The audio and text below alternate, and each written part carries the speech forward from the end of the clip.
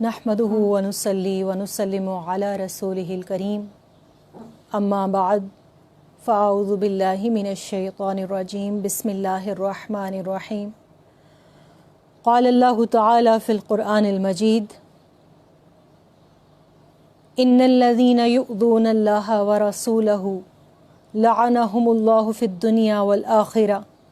व अअद्द लहुम अज़ाबन मुहीना सदक़ल्लाहु मौलानल अज़ीम व सदक़ रसूलुहुन नबियुल करीम मौलाया सल्लि व सल्लिम दाइमन अबदन अला हबीबिका खैरिल खल्क़ि कुल्लिहिमी मुहम्मदुन सय्यिदुल कौनैनि वस्सक़लैन वल फ़रीक़ैनि मिन उर्बिन व मिन अजमी हुवल हबीबुल्लज़ी तुरजा शफ़ाअतुहु लिकुल्लि हौलिन मिनल अहवालि मुक़्तहिमी। इंतहाई वाजिबुल एहतराम मेरे बुज़ुर्गों, मेरे भाइयों, मेरे बेटों, मेरी बहुत इज़्ज़त माब, इफ़्फ़त माब माओं, मेरी बहनों और मेरी बहुत प्यारी बेटियों, अस्सलामु अलैकुम व रहमतुल्लाहि व बरकातुहू। मैं हूँ आपके साथ नुरीद फ़ातिमा और आप दायरा बतूल इंटरनेशनल के ज़ेरे तमाम इस ऑनलाइन हल्का दुरूद व सलाम में अल्लाह की तौफ़ीक से, उसके करम और उसके फ़ज़ल से मेरे साथ शामिल हैं। और इस हल्का दुरूद व सलाम में जहाँ पर लाखों की तादाद में पढ़ा गया दुरूद व सलाम बतौर हदिया हम जमा करते हैं हर हफ्ते, वहीं पर हमने माह मुहर्रमुल हराम में एक सिलसिला शुरू कर रखा है, बल्कि उससे कबल ज़िक्र करबला के नाम से। तो आज इन दोनों महाफिल और मजालिस को इकट्ठे करते हुए हम जिस मौजू पर बात करेंगे वो है आले रसूल सल्लल्लाहु अलैहि वसल्लम की मोहब्बत और इनके साथ जिन लोगों ने दुश्मनी ली, जो इनके कातिलीन थे, जो बल्कि यूँ कहना चाहिए दुश्मनाने खुदा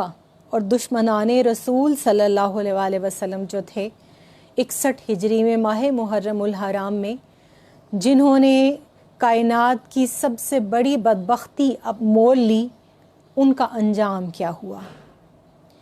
मौजू ये कुछ तवील है और इसमें कुछ ज़रूरी चीज़ें ऐसी भी हैं कि जो कि मेरी और आपकी मौजूदा ज़िंदगी और आखिरत से जुड़ी हुई हैं, यानी हमारे हाल और हमारे मुस्तकबिल का मामला भी उन्हीं मामलात के साथ मरबूत है और मुंसलिक है। इसलिए कोशिश करूँगी कि आज मुकम्मल हो पाए, लेकिन अगर आज मुकम्मल ना हुआ तो इंशाअल्लाह इसको फिर हम अगले जुमातुल मुबारक और अगले हल्का दुरूद व सलाम के लिए उठा रखेंगे। आज मेरी तबीयत कुछ नासाज थी, जिसकी वजह से मैं एक चीज़ ज़रूर आप सबके गोश गुजार करना चाहूँगी कि बहुत से लोग महाफिल के लिए कह रहे हैं। माह मुहर्रमुल हराम के हवाले से भी पूछा गया मुझसे, बहुत से लोगों ने ये भी एतराज़ किया आप यहाँ नज़र नहीं आ रही, उसके साथ नहीं आ रही। तो मैं उन सबको जो है वो यही कहूँगी कि एक महीना अभी जो मज़ीद जो है वो गर्मी का है और कोविड के जो हालात हमारे सामने हैं, तो मुझे मज़ीद रुख़्सत चाहिए। और एक महीने के बाद इंशाअल्लाहुल अज़ीज़ फिर जो है वो अगर अल्लाह ने चाहा और महाफिल का सिलसिला जो है वो बंद पड़ा तो इंशाअल्लाह ज़रूर उसको शुरू किया जाएगा। मेरी दुआ है कि अल्लाह ताला आप सबको सलामत रखे, जो मुझसे इतनी मोहब्बत करते हैं, इतना प्यार करते हैं, इतनी दुआएं देते हैं। और मैं तो एक ऐसी भी अम्मा जान को जानती हूँ कि जो मुझे जब भी मिलती थी मेरा मुंह चूमती और मुझे कहती कि नुरीद बेटी, मैं रात तहज्जुद में तुम्हारे लिए कभी दुआ करना नहीं भूलती। तो वो इस दुनिया में नहीं है, अल्लाह ताला उनको गरीक़ रहमत करे और जन्नतुल फिरदौस में उनको सैयदा कायनात जिगर गोशा रसूल सल्लल्लाहु अलैहि वसल्लम के कदमैन पाक में जगह अता फरमाए। तो आप तमाम अहले मोहब्बत जो मेरे इस सेशन को बहुत अप्रिशिएट करते हैं, दुआ को, मेरे लेक्चर को और ज़िक्र करबला की इस सीरीज़ को, उन तमाम मैं बेटियों का, बहनों का, भाइयों का, बुज़ुर्गों का तहे दिल से शुक्रिया भी अदा करूँगी और उनसे एक दरख्वास्त भी करूँगी कि मेरी हमेशा ये दुआ रही है کہ سورہ ملک کے آغاز میں اللہ رب الکریم نے جو ارشاد فرمایا کہ الذی خلق الموت والحیات لیبلوکم ایکم احسن عملا، کہ اس حکم کے تحت جو اللہ تعالیٰ نے ہم سے احسن عمل مانگا ہے، اللہ تعالیٰ مجھے اخلاص کی توفیق عطا فرمائے، میرے کام کو، میری بات کو اور میری اس کوشش کو اپنی بارگاہ میں مقبول کرے۔ اور یہ میری نہیں، یہ بہت سے لوگوں کی کلیکٹیو ایفرٹ ہے، تو اس میں دامے درہمے قدمے قلم سخنے کسی طرح بھی کسی نے حصہ لیا، اور آپ سب لوگ جو محبت سے سنتے ہیں اور جو پھر اس ذکر کو پھیلاتے ہیں، اللہ تعالیٰ ان کو جزائے خیر عطا فرمائے اور اپنی شان کے لائق اس کا حصہ عطا فرمائے، اور دنیا اور آخرت میں ان کو برکت والی زندگی عطا فرمائے۔ تو چلیے موضوع کی طرف آتے ہیں۔ میں نے آپ کے سامنے سورہ احزاب کی آیت نمبر 57 تلاوت کرنے کا شرف حاصل کیا ہے۔ اس آیہ کریمہ کو اپنے دل، اپنے دماغ، اپنے گھروں میں، اپنے ہر اس جگہ پر جس کو آپ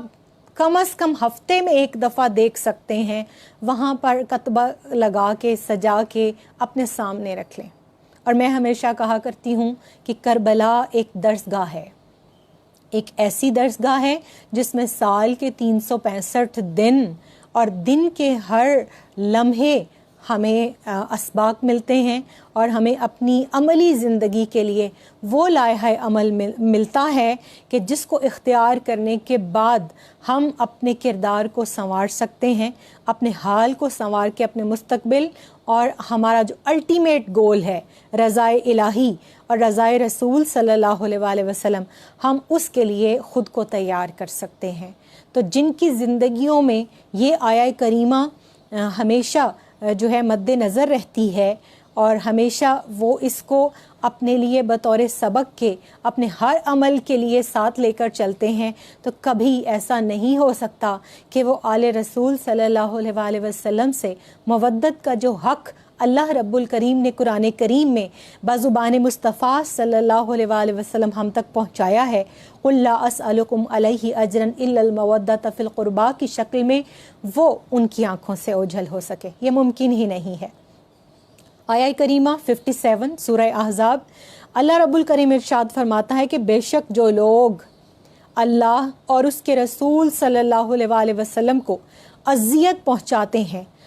ان پر دنیا اور آخرت میں اللہ کی لعنت ہے اور ان کے لیے ذلت آمیز عذاب ہے۔ اب یہاں جو چیزیں نوٹ کرنے والی ہیں وہ یہ کہ اللہ رب الکریم نے سب سے پہلے تو دو ہستیوں کا ذکر کیا، اللہ کا اور اس کے رسول صلی اللہ علیہ وآلہ وسلم کا۔ ضروری تو تھا کہ یہاں اگر کافی اللہ کا بھی کر دیا جاتا تو بھی ٹھیک تھا، مگر اللہ تعالیٰ نے اپنے نبی صلی اللہ علیہ وآلہ وسلم کی اطاعت کو اپنی اطاعت قرار دیا، اپنے رسول کی اتباع کو اپنی اتباع قرار دیا، اپنے رسول صلی اللہ علیہ وآلہ وسلم کی محبت کو اپنی محبت قرار دیا، ان سے دشمنی کو اپنے ساتھ دشمنی قرار دیا۔ تو اس لیے صراحت کے ساتھ کھول کر رسول کریم صلی اللہ علیہ وآلہ وسلم کا ساتھ تذکرہ بھی کر دیا۔ اور جب رسول پاک صلی اللہ علیہ وآلہ وسلم کا تذکرہ کیا تو اللہ تعالیٰ نے یہاں پر ہو ضمیر استعمال کی ہے، اپنی نسبت سے اپنے رسول صلی اللہ علیہ وآلہ وسلم کا تذکرہ کیا۔ اس کی شرح کے اندر میرے نبی علیہ الصلاۃ والسلام نے احادیث میں جا بجا ارشاد فرمایا ہے۔ ایک حدیث پاک آپ سب کے سامنے رکھتی ہوں کہ جس میں میرے نبی علیہ الصلاۃ والسلام نے وجوہات عطا فرما دی ہیں۔ حضرت عبداللہ بن عباس رضی اللہ تعالیٰ عنہ راوی ہیں، اور وہ بیان کرتے ہیں کہ حضور نبی کریم صلی اللہ علیہ وآلہ وسلم نے ارشاد فرمایا کہ اللہ تعالیٰ سے محبت کرو ان نعمتوں کی وجہ سے جو اس نے تمہیں عطا کی ہیں، اور سب سے بڑی نعمت ذات مصطفیٰ صلی اللہ علیہ وآلہ وسلم ہے۔ اس کے بعد ارشاد فرمایا اور مجھ سے اللہ تعالیٰ کی محبت کے سبب سے محبت کرو، یعنی جو اللہ سے محبت کرتا ہے وہ سورہ آل عمران کی اس آیہ کریمہ کو کبھی فراموش نہیں کر سکتا جس میں اللہ تعالیٰ نے یحببکم اللہ سٹیمپ کر دی ہے کہ اے نبی صلی اللہ علیہ وآلہ وسلم یہ جو مجھ سے محبت کے دعوے دار ہیں نا، آپ ان کو بتا دیجئے کہ اگر تم اللہ سے محبت کرتے ہو، قُلْ إِن كُنتُمْ تُحِبُّونَ اللَّهَ فَاتَّبِعُونِي، تو تم میری اتباع کرو، یحببکم اللہ، تم اللہ کو بہت محبت والا پاؤ گے، اللہ تمہیں اپنا حبیب بنا لے گا۔ اور پھر اس کے بعد میرے نبی علیہ الصلوۃ والسلام نے ارشاد فرمایا، اور مجھ سے اللہ تعالیٰ کی محبت کے سبب سے محبت کرو۔ اور تیسری چیز جو اس حدیث پاک میں ارشاد فرمائی، ترمذی شریف کی یہ حدیث حسن ہے جو آپ کے سامنے جس کا ترجمہ رکھ رہی ہوں، فرمایا کہ اور میرے اہل بیت سے میری محبت کی خاطر محبت کرو۔ اب تین چیزیں، یہ ایک ٹرائنگولر بنتی ہے، یہ لازم و ملزوم ہے، ایک کو ہٹا دیں تو دوسری فوت ہو جاتی ہے۔ ایک محبت میں اگر کوئی دعویٰ کرتا ہے کہ میں اللہ سے محبت کرتا ہوں اور وہ اللہ کے رسول صلی اللہ علیہ وآلہ وسلم سے محبت نہیں کرتا تو وہ جھوٹا ہے۔ پھر اگر کوئی اللہ اور اس کے رسول صلی اللہ علیہ وآلہ وسلم سے محبت کرتا ہے اور اہل بیت سے محبت نہیں کرتا تو ترمذی شریف کی اس حدیث پاک اور سورہ احزاب کی اس آیہ کریمہ کے مطابق وہ اپنے دعوے میں جھوٹا ہے۔ یعنی یہ تینوں محبتیں ایک دوسرے کے ساتھ اس طرح سے وابستہ اور پیوستہ ہیں کہ ایک کو الگ کریں تو دوسری کا وجود ختم ہو جاتا ہے، بے معنی ہو جاتا ہے، وہ ایک کھوکھلا دعویٰ رہ جاتا ہے، جس کو میں کہا کرتی ہوں کہ عشق نمازانی تو بندیا ورنہ بانگاں کوفی شامی۔ تو اللہ تعالیٰ قرآن پاک میں اپنے نبی صلی اللہ علیہ وآلہ وسلم، اپنے رسول کی نسبت اپنی طرف کرتے ہوئے ارشاد فرماتا ہے وَرَسُولَهُ لَعَنَهُمُ اللَّهُ فِي الدُّنْيَا وَالْآخِرَةِ۔ اس کے اوپر پھر اللہ تعالیٰ جو اللہ اور اس کے رسول صلی اللہ علیہ وآلہ وسلم کو اذیت پہنچاتے ہیں تو اللہ کیا کرتا ہے، ان پر دنیا اور آخرت میں اللہ کی لعنت ہے۔ دشمن ہے رسول کے، مگر لعنت کون بھیج رہا ہے؟ اللہ، کیونکہ وہ اپنے نبی صلی اللہ علیہ وآلہ وسلم کا محب ہے، آپ سے محبت کرتا ہے، آپ کی محبت کے اندر اس نے اس پوری کائنات کو تخلیق فرمایا،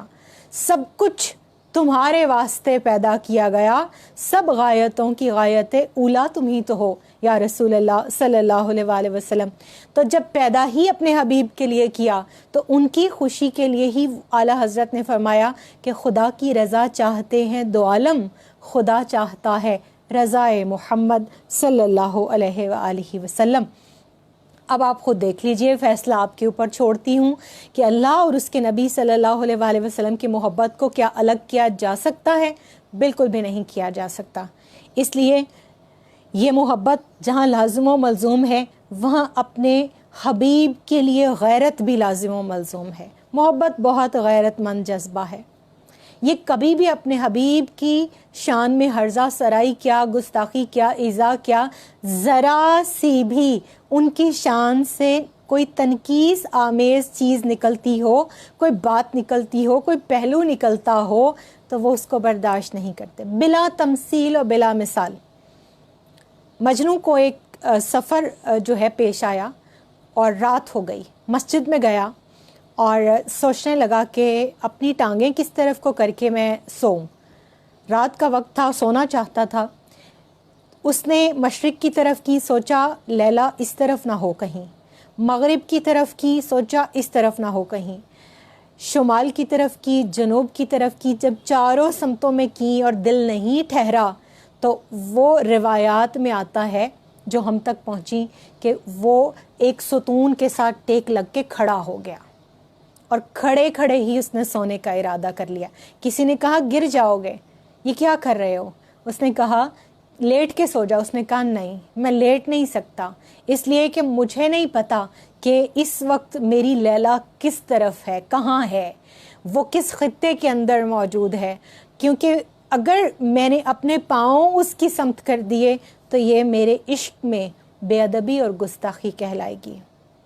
محبت والے تو بنا وضو کے اولیاء اللہ کا نام نہیں لیتے۔ حضور غوث پاک سرکار حضرت شیخ عبد القادر جیلانی رضی اللہ تعالیٰ عنہ کا نام نہیں لیتے۔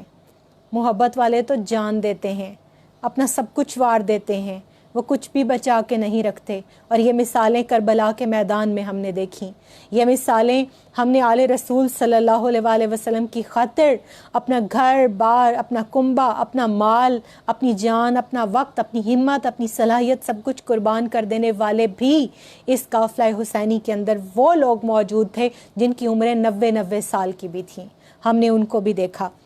مگر یہاں قرآن کہتا ہے کہ اللہ تعالیٰ ان کے اوپر لعنت کرتا ہے جو اللہ اور اس کے رسول صلی اللہ علیہ وآلہ وسلم کو ایذا پہنچاتے ہیں.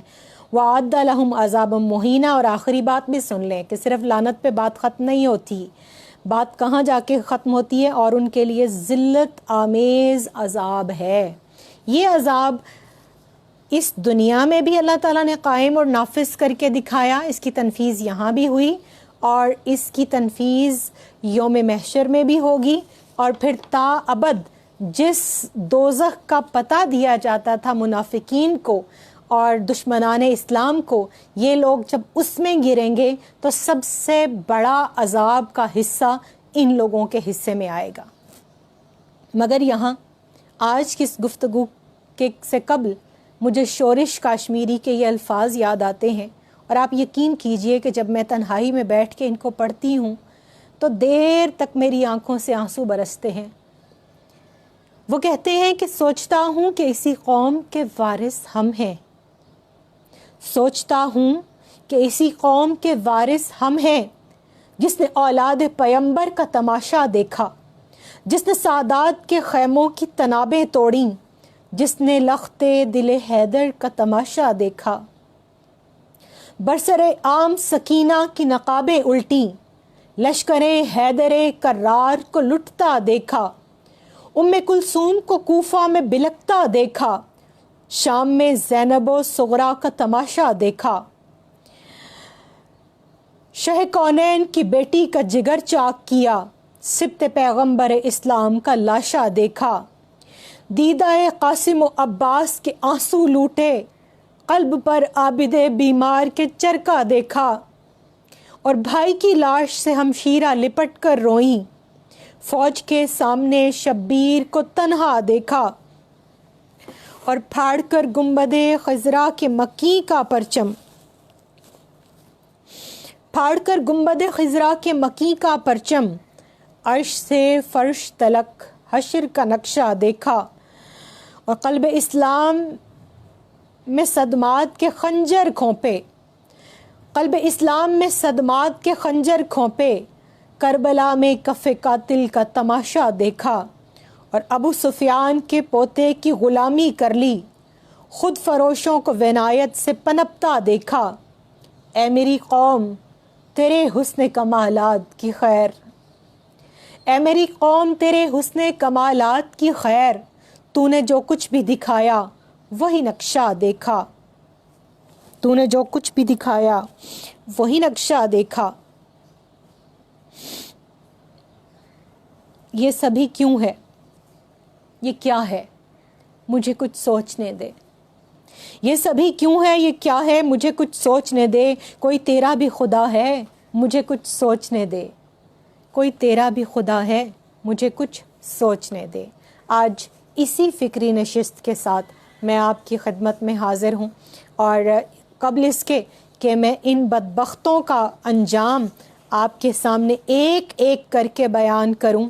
میں آپ کو ایک موٹا سا فارمولہ بتا دیتی ہوں. اور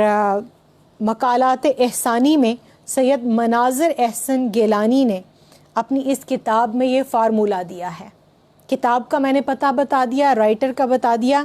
بہت خوبصورت کتاب ہے، دیکھنے اور پڑھنے کے لائق ہے، بار بار پڑھنے کے لائق ہے. اور جب میں اس چیپٹر کو پڑھتی ہوں تو آپ یقین کیجئے کہ مجھے اس طرح سے کربلا کے جو امام علی مقام علیہ السلام کے دشمن تھے، آپ کے جو قاتلین تھے، ان کا انجام 2+2=4 کی طرح سے چشم تصور میں کھل کر سامنے آ جاتا ہے کہ ابہام کی ایک رتی برابر بھی باقی نہیں رہتی. تو جن لوگوں کو شک ہے ان کو دعوت دیتی ہوں کہ آئیے مناظر احسن گیلانی کے اس فارمولے کو لے جائیں اور لے جا کر آج کے دور کے وہ جو بدبخت ہیں، وہ جو دشمنان اسلام ہیں، وہ جو دشمنان رسول صلی اللہ علیہ وآلہ وسلم، دشمنان خدا اور دشمنان اہل بیت اور دشمنان صحابہ اور دشمنان اولیاء کرام جو ہے رحمہ اللہ ہیں،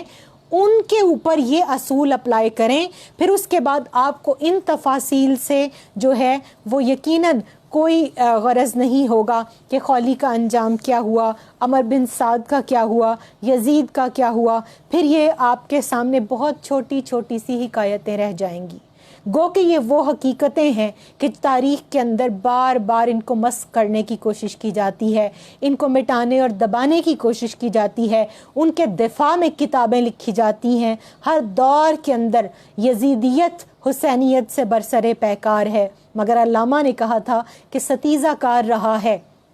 ازل سے تا امروز چراغ مصطفی سے شرار بولہبی. اور یہی نور محمدی صلی اللہ علیہ وآلہ وسلم ہے جس چراغ سے چراغ حسن روشن ہوا، جس چراغ سے چراغ حسین علیہ السلام روشن ہوا، جس چراغ سے آگے حضرت امام مہدی علیہ السلام تک اور قیامت تک آل رسول صلی اللہ علیہ وآلہ وسلم کے نوری وجود اس کائنات کے اندر ذوفشانیاں کرتے رہیں گے.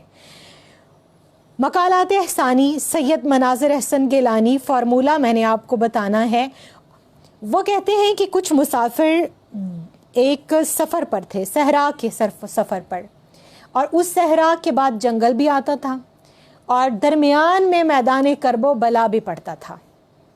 سیم اسی جگہ کی بات کی انہوں نے. وہ کہتے ہیں کہ ان کو کوئی وہاں پر اللہ والا ملا اور اس نے ان سب کو بلا کے نصیحت کی، کیونکہ وہ نور بصیرت جو اللہ نے اس کو عطا کیا تھا وہ اس سے دیکھ رہا تھا. اس نے بلا کے کہا کہ دیکھو تم جنگل کے سفر پر جا رہے ہو، آگے جنگل میں ہاتھی ہیں اور ہاتھی کھلے غول کے غول پھر رہے ہیں. ایک بات یاد رکھنا، جنگل میں کہیں پانی میسر آئے گا، کہیں نہیں، کہیں کچھ کھانے کو ملے گا، کہیں نہیں. مسافت لمبی ہے، بھوک پیاس کے عالم میں کبھی یہ حماقت نہ کر بیٹھنا کہ ہاتھی کی کسی بچے کے اوپر حملہ کر کے اس کو کوئی نقصان پہنچانا، ورنہ ہتھنی جو ہے ہاتھی کے بچے کی ماں جو ہے وہ کبھی بھی اپنا انتقام نہیں بخشتی، وہ تمہیں نہیں چھوڑے گی.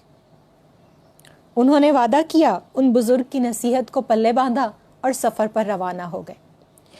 چلنے کے بعد جنگل آیا، جنگل کی کچھ دن کی مسافت طے کی، سخت گرمی، بھوک پیاس کا عالم، پانی ختم ہو گیا، کھانا ختم ہو گیا، اور اضطراری کیفیت کے اندر انہوں نے سوچا سامنے جو ہاتھی کے بچے پھر رہے تھے ان میں سے کسی ایک کو شکار کیا جائے. اب وہ 7 یا 8 لوگ تھے. ان تمام لوگوں میں سے باقی سب کے سب اس رائے پر متفق ہوئے کہ ہمیں اب مجبوری ہے اور اب ہمارے پاس کچھ بھی کھانے کو نہیں ہے، تو ہمیں یہ شکار ہاتھ سے جانے نہیں دینا چاہیے، ورنہ ہماری موت یقینی ہے. ایک شخص جو ان میں اس بزرگ کی نصیحت پر کاربند تھا، اس نے ان سب کو منع بھی کیا، لیکن وہ منع نہیں ہوئے. ہاتھی کے بچے کو پکڑ لیا، اس کو ذبح کیا اور اس کا گوشت کاٹا، اس کے بعد لکڑیاں جمع کی اور اس کا گوشت بھونا کھایا. سیر ہو کر شام ہوئی اور سب کے سب اللہ کا شکر ادا کیا اور سو گئے. وہ جو شخص جس نے منع کیا تھا اس نے ایک بوٹی کو بھی ہاتھ نہیں لگایا اور ان سب کو بھی منع کرتا رہا. اور بھوک کے عالم میں باقی تو سیر ہو گئے تھے، ان کو تو نیند آ گئی، مگر وہ جو ایک شخص تھا جو رکا رہا ہاتھی کے بچے کے گوشت کھانے سے، اس کے جو ہے بھوک کے عالم میں اس کو نیند نہیں آ رہی تھی اور وہ شب گزاری کر رہا تھا اور اللہ کے ذکر اذکار اور نوافل کے اندر مصروف تھا کہ اس کو کوئی آہٹ سنائی دی. اس آہٹ میں اس نے جب مڑ کر دیکھا تو ہاتھنی اس کے بالکل عقب میں اس کے پیچھے کھڑی تھی اور وہ اس کو سونگھ رہی تھی. اس کو یوں لگا کہ ابھی خوف کے مارے وہ اس کی جو ہے وہ روح نکل جائے گی، مگر ہتھنی نے کچھ دیر اس کو سونگھا، اپنی سونڈ سے اس کے ارد گرد جو ہے وہ چکر بھی کاٹا، مگر اس کے بعد اپنی سونڈ کو نرم کیا، اس کو چھوڑا اور باقیوں کی طرف بڑھ گئی. پھر وہ شخص کہتا ہے، اور مناظر احسن گیلانی لکھتے ہیں کہ اس ہتھنی نے ایک ایک شخص کو سونگھا، اس کے منہ کو، اور پھر ان کو پٹخ پٹخ کر اس طرح اذیتیں دے دے کر ہلاک کیا کہ وہ شخص کہتا ہے میں آج کے دن تک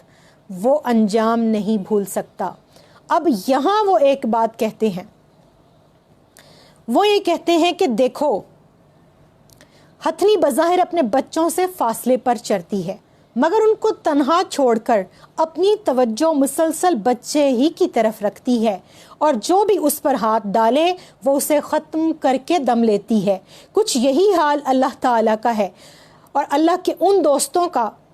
سمجھو جو بظاہر دنیا میں تمہیں تنہا نظر آتے ہیں۔ میدان کرب و بلا پر غور کیجئے گا کہ جو بظاہر دنیا میں تمہیں تنہا نظر آتے ہیں اور ان کے پاس ساز و سامان بھی حفاظت کا نہیں ہوتا، لیکن وہ ولایت کا رشتہ جو خدا کے ساتھ ان کا ہوتا ہے، اسی کا نتیجہ ہے کہ ان پر ہاتھ ڈالنے والا کبھی بھی سلامت نہیں رہتا۔ اللہ تعالیٰ کا نظام انتقام اس کو تباہ اور برباد کر دیتا ہے۔ کتاب بھی میں نے بتا دی، حوالہ بھی میں نے دے دیا، اور اس کے بعد لاکھوں سلام اور کروڑوں سلام آپ کے ان اصحاب پر، حبیب ابن مظاہر، جابر بن عروہ، زہیر بن ابن قین، مسلم ابن اوسجہ، حضرت سعید حنفی، عبداللہ ابن جعفر، عبداللہ بن عمر، عبداللہ بن ابی بکر، اور دیگر تمام اصحاب رسول صلی اللہ علیہ وآلہ وسلم، اصحاب امام علی مقام علیہ السلام، کہ جو آپ کے ساتھ میدان کرب و بلا تک پہنچے، جن کی حمایتیں تھیں، جن کی رفاقتیں تھیں، جن کی معیت میں آپ نے یہ پورا جو جنگ آپ کے اوپر مسلط کی گئی تھی، آپ نے اس کو لڑا، اور اس کے بعد بظاہر آپ کے سر تن سے جدا کر کے 72 سر نیزوں کے اوپر سوار کر لیے گئے، اور اس کے بعد یہ ان لوگوں نے جشن منایا، اور ان لوگوں نے اپنی جو فتح کا جشن منایا۔ اس کے بعد ان کی جو فتح ہے وہ کتنے سال، کتنے مہینے، کتنے دن قائم رہی، چلیے اب اس کے اوپر بات کرتے ہیں۔ آج وقت مختصر ہے، اب میں سیدہ زینب سلام اللہ علیہا کا سب سے پہلے یہ جو ان کا انجام ہوا، اور اس سارے ان کے جو ہے اس کرتوتوں کو جنہوں نے کھولا، ان کے اندر سب سے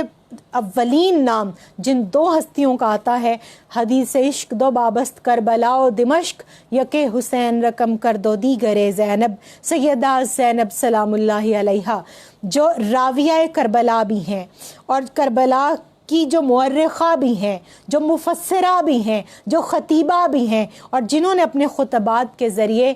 کرب و بلا کے اس ظلم و ستم کو کھول کر اس امت تک ہم تک پہنچایا، جس کی وجہ سے آج ہم کہتے ہیں کہ there is no any gray area in Islam، black ہے یا وائٹ ہے، دورنگی چھوڑ دے، علامہ نے کہا یک رنگ ہو جا، دورنگی چھوڑ دے یک رنگ ہو جا، سراسر موم یا پھر سنگ ہو جا۔ اور علامہ ہی فرماتے ہیں کہ باطل دوئی پسند ہے، حق لا شریک ہے، شرکت میانائے حق و باطل نہ کر قبول۔ اور جو رہ جانے والی چیز ہے وہ فلسفہ امام علی مقام علیہ السلام ہے۔ علامہ فرماتے ہیں بدلتے رہتے ہیں انداز کوفی و شامی، تو جو انداز کوفی ہیں آج وہاں سے بات شروع کرتے ہیں، اور اس کے بعد پھر ہم درجہ بدرجہ جو قاتلین امام علی مقام اور آپ کے اصحاب کے قاتلین ہیں ان کے انجام کی طرف بڑھیں گے۔ سیدہ زینب سلام اللہ علیہ کا اہل کوفہ میں جب آپ انٹر ہوئے تو آپ نے دیکھا کہ یہ لوگ تو جشن منا رہے ہیں، اور شمر ذلجوشن لعین بدبخت وہ جو بڑے تنتنے کے ساتھ تمام سروں کو لے کر جا رہا ہے، اس کے فوجی آگے آگے نعوذ باللہ یہ اعلان کر رہے ہیں کہ یہ باغی تھے، نعوذ باللہ، حکومت کے خلاف، سلطنت کے خلاف، حکمران وقت کے خلاف انہوں نے بغاوت کی تھی، اور دیکھو باغیوں کا یہی انجام ہوا کرتا ہے۔ اب اس کی اس بات کو سن کر لوگوں کا ہجوم اکٹھا ہو گیا۔ ادھر سید زادیاں جن کے چہرے کو کبھی سیدہ زینب سلام اللہ علیہ کا ہمسایہ کہتا ہے کہ میں مدینہ منورہ میں سیدہ زینب کا 12 سال ہمسایہ رہا، لیکن آواز سننا تو دور کی بات، برقعے میں ملبوس زینب کو بھی کبھی نہیں دیکھا تھا۔ آج وہ مخدرات عصمت سرے کوچہ بازار اس طرح سے پابرسن ہیں اور اس طرح سے بے کجاوا اونٹوں کے اوپر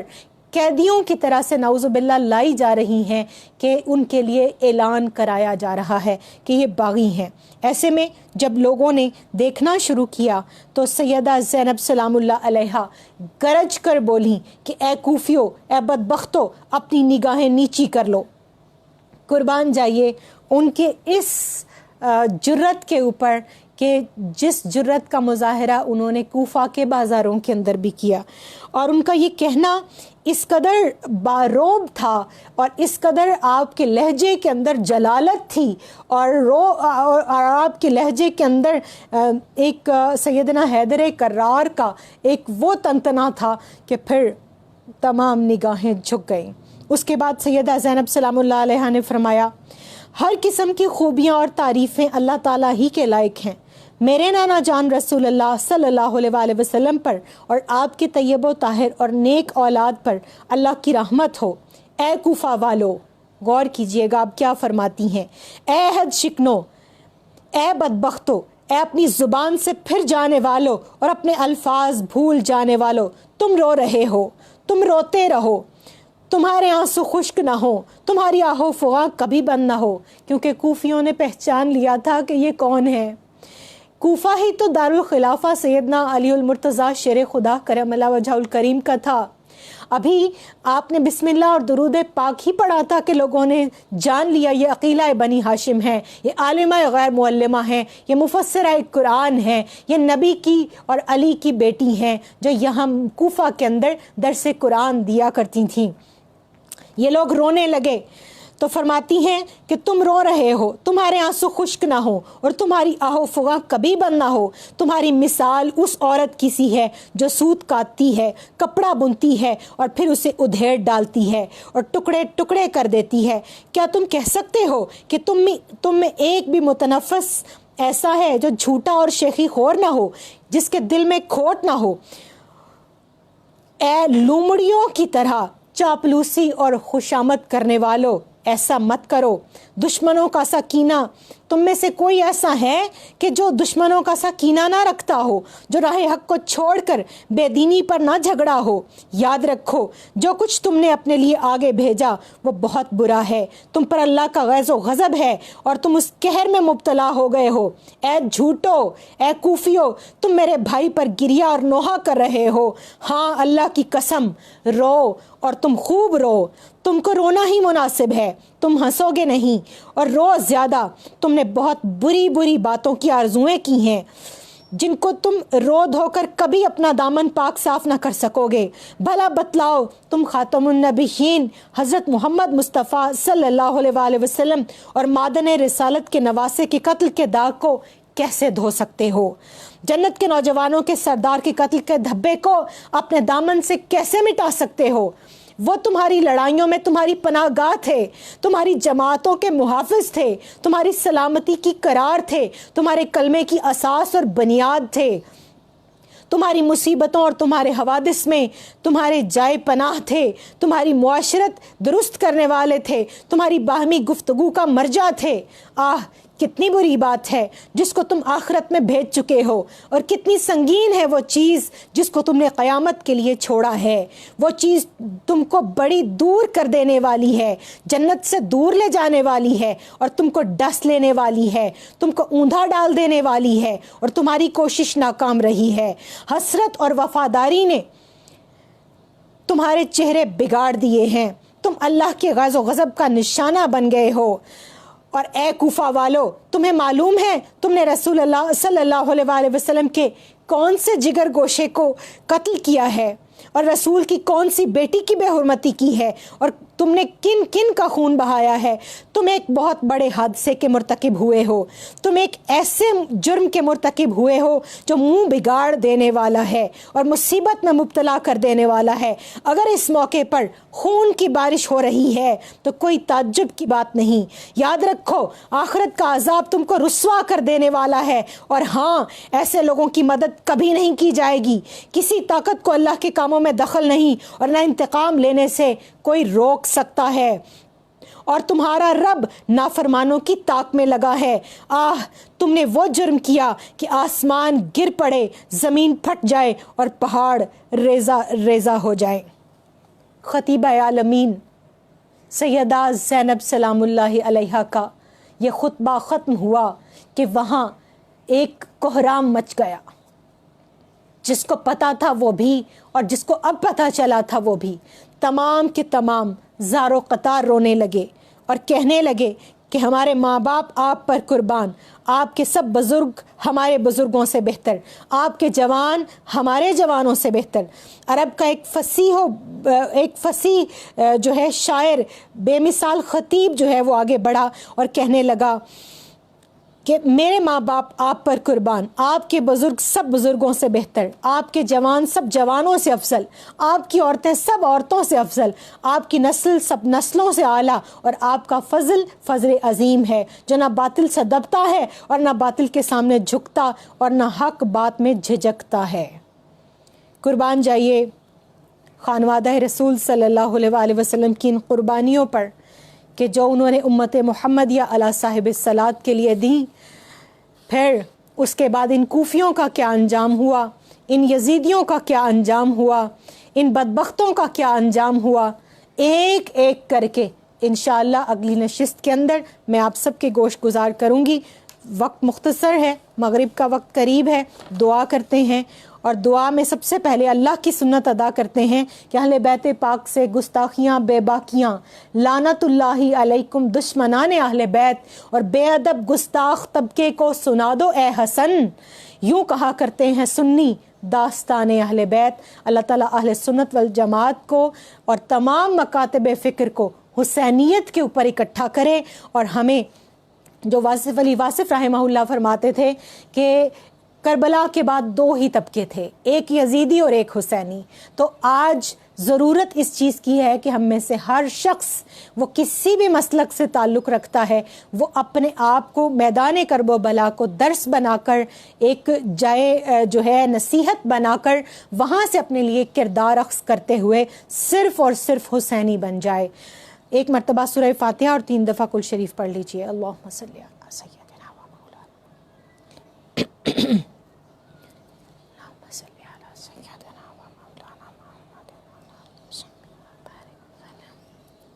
اللہم صلی علی سیدنا و مولانا محمد وعلی آلہ وصحبہ وبارک وسلم۔ بسم اللہ الرحمن الرحیم، الحمد للہ رب العالمین، الرحمن الرحیم، مالک یوم الدین، ایاک نعبد و ایاک نستعین، اہدنا الصراط المستقیم صراط الذین انعمت علیہم غیر المغضوب علیہم ولا الضالین، آمین۔ بسم اللہ الرحمن الرحیم، قل هو اللہ احد اللہ الصمد لم یلد ولم یولد ولم یکن له کفوا احد۔ بسم اللہ الرحمن الرحیم، قل هو اللہ احد اللہ الصمد لم یلد ولم یولد ولم یکن له کفوا احد۔ بسم اللہ الرحمن الرحیم، قل هو اللہ احد اللہ الصمد لم یلد ولم یولد ولم یکن له کفوا احد۔ یا حی یا قیوم برحمتک نستغیث، استغفر اللہ العظیم الذی لا الہ الا هو الحی القیوم واتوب الیہ۔ اللہم انک عفو کریم تحب العفو فاعف عنا یا غفور یا غفور یا غفور۔ ربنا آتنا فی الدنیا حسنۃ وفی الآخرۃ حسنۃ وقنا عذاب النار۔ ربنا لا تزغ قلوبنا بعد اذ ہدیتنا وہب لنا من لدنک رحمۃ انک انت الوہاب۔ ربنا افرغ علینا صبرا وثبت اقدامنا وانصرنا علی القوم الکافرین وانصرنا علی القوم الحاسدین وانصرنا علی القوم المنافقین۔ رب ارحمہما کما ربیانی صغیرا، رب اجعلنی مقیم الصلاۃ ومن ذریتی، ربنا وتقبل دعاء، ربنا اغفر لی ولوالدی وللمؤمنین یوم یقوم الحساب۔ یا الہ العالمین، ہم نے جو کچھ پڑھا، جتنا درود و سلام قرآن پاک کی تلاوت کی گئی، جو ذکر اذکار حسنات جمع کیے گئے، ان تمام کو اے اللہ کریم تیری بارگاہ میں پیش کرتی ہوں، قبول فرما۔ نبی معظم حضور سید العالمین رحمت للعالمین شفیع المذنبین حضرت محمد مصطفیٰ صلی اللہ علیہ وآلہ وسلم کی روح پر نور کو، تمام انبیاء اعظام کو، آپ کے والدین کریمین، ازواج مطہرات، پنجتن پاک، اصحاب بدر، اصحاب احد، اصحاب کربلا، شہدائے کربلا، غازیان کربلا، محبان اہل بیت، اولیاء کرام، صحابہ کرام، صحابیات، تابعین، تبع تابعین، امت کے جمیع مشائخ، علماء، اولیاء، صلحاء، شہداء، اتقیاء، اصفیاء، تمام سلاسل کے پیشوا، بالخصوص میرے مشائخ قدوۃ الاولیاء الشیخ السید طاہر علاء الدین گیلانی البغدادی رحمہ اللہ، شارح ابن عربی حضرت علامہ سید محمد فاروق القادری رحمہ اللہ، سفیر رومی شیخ علاء الدین صدیقی رحمہ اللہ، اور پیر سید مسعود عارف چشتی نظامی رحمہ اللہ کی ارواح کو اس کا ثواب ایصال کرتے ہیں، قبول فرما۔ اے اللہ، بھائی جان انصر کے سمدھی امان اللہ صاحب اس دنیا سے چلے گئے، ان کی بخشش اور مغفرت فرما۔ اور باری تعالی ہماری بہن روبینہ نعت خوان ہیں امریکہ سے، نیو یارک سے، ان کی والدہ کا یہاں انتقال ہو گیا لاہور میں، ان کو اپنے جوار رحمت میں جگہ عطا فرما۔ جن جن کے ماں باپ، بزرگ، بچے، بوڑھے، جوان اس دنیا سے چلے گئے، جو لوگ دعا میں ہمارے ساتھ شریک ہیں، سب کے مرحومین کی بخشش اور مغفرت فرما۔ باری تعالی جو لوگ زندہ ہیں اور قیامت تک آنے والے ہیں، کل مومن مومنات اور مسلم مسلمات کی روحوں کو اس کا ثواب ایصال کرتے ہیں، قبول فرما۔ اے اللہ، اس ایصال ثواب اور اس تمام حسنات کے صدقے میں ہمارے زندوں کے اوپر بھی رحم فرما، ان میں بالخصوص میرے والدین دونوں کو صحت سلامتی اور اے اللہ عمر طویل عطا فرما، ان کے بڑھاپے کو آسان کر دے، ہم سب کو ان کے لیے صدقہ جاریہ بنا دے۔ میرے تمام علمی اور روحانی اساتذہ اور پیشوا، ان کے اوپر اپنا خاص کرم فرما، بالخصوص محترم جناب جسٹس ریٹائرڈ نذیر احمد غازی صاحب، محترم ڈاکٹر ثناء اللہ خان صاحب، محترم سید الماس شاہ بخاری صاحب، محترم عبدالحمید قادری صاحب، محترم جناب صوفی صادق صاحب، محترمہ اماں جان سیدہ فاخرہ صاحبہ، محترمہ ڈاکٹر بصیرہ امبرین صاحبہ، اور ہمارے انکل سعید خان ہاسپٹلائزڈ ہیں، اے اللہ ان کو تندرستی، صحت اور سلامتی عطا فرما۔ میں نے جتنے اپنے اساتذہ کا نام لیا، ان کے علاوہ بھی جو میرے متعلقین، وابستگان، دائرہ بطول انٹرنیشنل کے جو ممبرز ہیں اور جو بیمار ہیں، اسلم ساگر صاحب بیمار ہیں، ڈاکٹر سجاد حیدر صاحب بیمار ہیں، شبیر احمد ضیاء صاحب کا ہاتھ زخمی ہے، علامہ انوار الحق صاحب کا ہاتھ زخمی ہے، ہماری بہن نبیلہ کی ٹانگ فریکچر ہے، ہمارے ایک بھائی سنی ہیں، ان کی ٹانگ فریکچر ہے، جو جہاں جہاں گھروں میں، ہسپتالوں میں بیمار ہیں، اے اللہ بشمول میرے تمام اساتذہ کرام کے، ان سب کو تندرستی، صحت اور سلامتی عطا فرما، عمر طویل عطا فرما، برکتوں والی زندگی عطا فرما۔ اے اللہ جان، مال، رزق، اولاد میں برکتیں عطا فرما، علم اور عمل میں برکتیں عطا فرما۔ باری تعالیٰ حضور کی پوری امت پہ رحم، کرم اور فضل فرما دے، اس کو غلبہ اور استقامت عطا فرما دے، اے اللہ اس کو غالب کر دے۔ باری تعالیٰ پاکستان پر رحم فرما، ہر پاکستانی پر رحم فرما، تمام بے اولادوں کو اولاد عطا فرما، بے روزگاروں کو روزگار عطا فرما، جو بے گھر ہیں ان کو گھر عطا فرما۔ اے اللہ کریم، جن کے تعلیم کے مسائل ہیں وہ حل فرما۔ باری تعالیٰ جو روزگار کے اسباب ہیں، آسان اور برکت والا رزق اور روزگار عطا فرما۔ جس نے دعا کے لیے کہا اور جو لوگ ہمارے ساتھ اس دعا میں شریک ہیں، باری تعالیٰ تو علیم و خبیر ہے، دلوں کے بھید جانتا ہے، سب کی آرزویں، تمنائیں، مرادیں پوری فرما، سب کی دعائیں قبول فرما، اور سب کے صدقے مجھ اے اللہ گناہگار کے اوپر بھی رحم، کرم اور فضل فرما، شفائے کاملہ اور عاجلہ نصیب فرما۔ جادو، حسد، ٹونا، آسیب، ہر طرح کے مخلوقات کے شرور سے ہم سب کو اپنے حفظ و امان میں رکھنا، اور اے اللہ ہمارے حاسدین کے حسد سے ہمیں بچا۔ باری تعالیٰ جو دشمن ہیں ہمارے، ان کو ہدایت عطا فرما، اگر ہدایت ان کے مقدر میں نہیں تو جو وہ وار ہم پر کرتے ہیں اللہ وہ الٹے ان کی طرف پھیر دے۔ باری تعالیٰ ہمیں صبر اور استقامت عطا فرما، دین کی خدمت کی جو توفیق دی ہے اس میں برکتیں عطا فرما۔ میرے تمام جو متوسلین ہیں اور جو وابستگان ہیں ان کے اوپر بطور خاص اپنا فضل فرما۔ سبحان ربک رب العزت عما یصفون وسلام علی المرسلین والحمد للہ رب العالمین، آمین بحق لا الہ الا اللہ محمد رسول اللہ صلی اللہ علیہ وسلم۔ ربنا تقبل منا وتب علینا انک انت التواب الرحیم۔ پاکستان کا مطلب کیا؟ لا الہ الا اللہ محمد رسول اللہ صلی اللہ علیہ وآلہ وسلم۔